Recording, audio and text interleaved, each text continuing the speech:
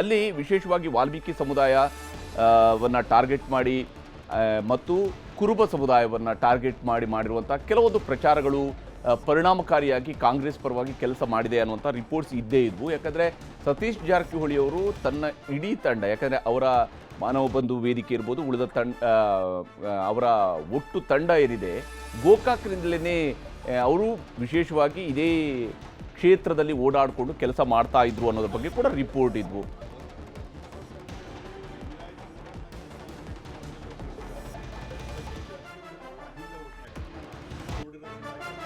ಶಿವಾನಿಗೆಲ್ಲ ಒಂದು ಕಡೆ ಕಾನ್ಫಿಡೆನ್ಸ್ ಇರಲಿಲ್ಲ.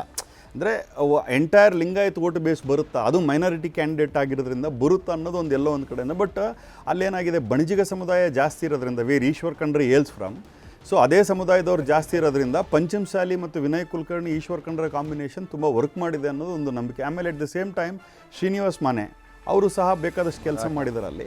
ಸೊ ಎಲ್ಲೋ ಒಂದು ಕಡೆಯಿಂದ ಟೀಮ್ ಎಫರ್ಟ್ಸ್ ಕಂಡು ಬರ್ತಾ ಇದೆ ಈ ಪ್ರೆಸೆಂಟ್ ಪರಿಸ್ಥಿತಿಯಲ್ಲಿ ಅಂತ ಅಂದ್ಕೊಳ್ಬೋದು. ಬಟ್ ನೋಡೋಣ, ಮುಂದೆ ಇನ್ನೊಂದು ಹತ್ರ 21 ರೌಂಡಲ್ಲಿ ಈಗ 11 ರೌಂಡ್ ಆಗಿರಬೇಕು. 23,210 ಮತ್ತು ಇನ್ನು ಕಷ್ಟ, ಇನ್ನು ಭಾಳ ಕಷ್ಟ, ಇನ್ನು ತುಂಬಾ ಕಷ್ಟ. ಎಸ್, ಇಲ್ಲಿಗೆ ಬಸವರಾಜ ಬೊಮ್ಮಾಯಿಯವರ ರಣತಂತ್ರಗಳು ಇದುವರೆಗೆ ಅವರು ಏನೋ ಒಂದು ಭಾಳ ಸಾಫ್ಟ್ ಆಗಿರುವಂತಹ ಒಂದು ರಾಜಕೀಯ ತಂತ್ರಗಾರಿಕೆಯನ್ನು ಅಲ್ಲಿ ಹೆಣಿತಾ ಇದ್ರು. ಯಾಕೆಂದರೆ ಅಲ್ಲಿ ಮುಸಲ್ಮಾನರಿಗೆ ಟಿಕೆಟನ್ನು ಪ್ರತಿ ಬಾರಿ ಕಾಂಗ್ರೆಸ್ ಎಷ್ಟೇ ಬಾರಿ ಸೋತರು ಕೂಡ ಮುಸಲ್ಮಾನರಿಗೆ ಅಲ್ಲಿ ಟಿಕೆಟ್ ಕೊಡ್ತಾ ಬಂದಿದೆ. ಬಹುಶಃ 99 ಲಾಸ್ಟ್, ಅದಾದ ನಂತರ 2004 ನಂತರ ಸತತವಾಗಿ ಅವರು ಮುಸ್ಲಿಂ ಸಮುದಾಯಕ್ಕೆ ಟಿಕೆಟ್ ಕೊಡ್ತಾ ಬಂದಿದೆ ಕಾಂಗ್ರೆಸ್.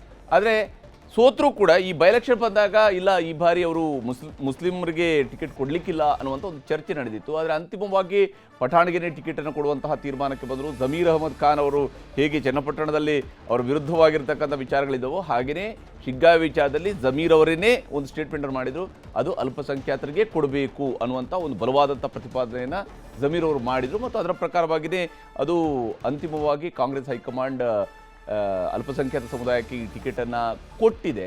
ಒಂದು ರೀತಿಯಿಂದ ಇದಕ್ಕೆ ತಮಾಷೆಯಾಗಿ ಇದನ್ನು ಹೇಳ್ತಾ ಇದ್ರು, ಇದು ಅಲ್ಪಸಂಖ್ಯಾತರ ಮೀಸಲು ಕ್ಷೇತ್ರವಾಗಿ ಕಾಂಗ್ರೆಸ್ ಇದನ್ನು ಈ ಕ್ಷೇತ್ರವನ್ನು ಟಿಕೆಟ್ ಹಂಚಿಕೆ ಮಾಡುತ್ತೆ ಅಂತೇಳಿ. ಇವತ್ತು ಸಂಘಟಿತವಾಗಿ ಕೆಲಸ ಮಾಡಿದಂಥದ್ದು ಫಲ ಕೊಟ್ಟಂತೆ ಕಾಣ್ತಾ ಇದೆ. ಸೋಫಾರ್ ರಿಸಲ್ಟನ್ನು ನೋಡ್ತೀರಿ, 12,000 ಮುನ್ನಡೆ ಅನ್ನುವಂಥದ್ದು ಸಣ್ಣದಲ್ಲ. ಯೋಗೇಶ್ವರ್ 23,000 ಮತಗಳ ಅಂತರದ ಮುನ್ನಡೆಯನ್ನು ಸಾಧಿಸಿದ್ದಾರೆ. ಯೋಗೇಶ್ವರ್ಗೆ 23,210 ಮತಗಳ ಮುನ್ನಡೆ ಸಿಕ್ಕಿದೆ. ನಿಖಿಲ್ ಕುಮಾರಸ್ವಾಮಿ ಅವರ ವಿರುದ್ಧ ಚನ್ನಪಟ್ಟಣದಲ್ಲಿ ಭರ್ಜರಿ ಮುನ್ನಡೆಯತ್ತ ಯೋಗೇಶ್ವರ್ ಅವರು ಸಾಗಿದ್ದಾರೆ.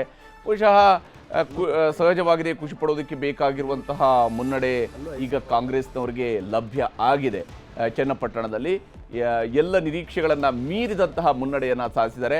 ಇನ್ನು ಬಹುಶಃ ಗೆಲುವಿನ ಅಂತರ ನಿರ್ಧಾರ ಆಗುವಂಥದ್ದು ಮಾತ್ರ ಬಾಕಿ ಉಳಿದಿರ್ಬೋದೇ ಹೊರತು ಇಲ್ಲಿಂದ ರಿಸಲ್ಟ್ ಉಲ್ಟಾ ಆಗುವಂಥ ಚಾನ್ಸಸ್ ಭಾಳ ಕಡಿಮೆ ಇರುತ್ತೆ. ನಿಮಗೆ 10,000 ಒಳಗಿನ ಅಂತರ ಇದ್ದಾಗ ಗೆಲುವು ಯಾವ ಕಡೆ ಕೂಡ ವಾಲ್ಬೋದು. ಆದರೆ ಇಲ್ಲಿ 23,000 ಮತಗಳ ಮುನ್ನಡೆ ಅನ್ನುವಂಥದ್ದನ್ನು ಅಷ್ಟು ಸುಲಭವಾಗಿ ಉಲ್ಟಾ ಆಗುವಂಥ ಚಾನ್ಸಸ್ ಕಡಿಮೆ ಇದೆ. ಇನ್ನು ಗೆಲುವಿನ ಅಂತರ ನಿರ್ಧಾರ ಆಗುವಂಥದ್ದು ಮಾತ್ರ ಬಾಕಿ ಉಳಿದಿರ್ಬೋದು. ಭರ್ಜರಿ ಮುನ್ನಡೆಯತ್ತ ಯೋಗೇಶ್ವರ್ ಅಂತೂ ಸಾಗ್ತಾ ಇದ್ದಾರೆ.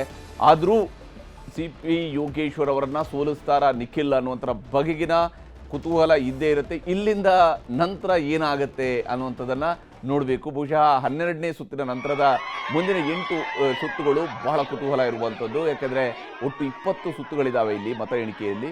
ಆ 20 ಸುತ್ತುಗಳಲ್ಲಿ ಈಗಾಗಲೇ 11 ಸುತ್ತುಗಳ ಮತ ಎಣಿಕೆ ಆಗಿದೆ. 23,000 ಮತಗಳ ಅಂತರದ ಮುನ್ನಡೆಯನ್ನು ಸಾಧಿಸಿದ್ದಾರೆ. ಮುಂದಿನ 9 ಸುತ್ತುಗಳು ಏನು ಉಲ್ಟಾ ಮಾಡ್ತಾವ, ಏನು ಕತೆ ಅನ್ನೋದನ್ನು ನೋಡಬೇಕು.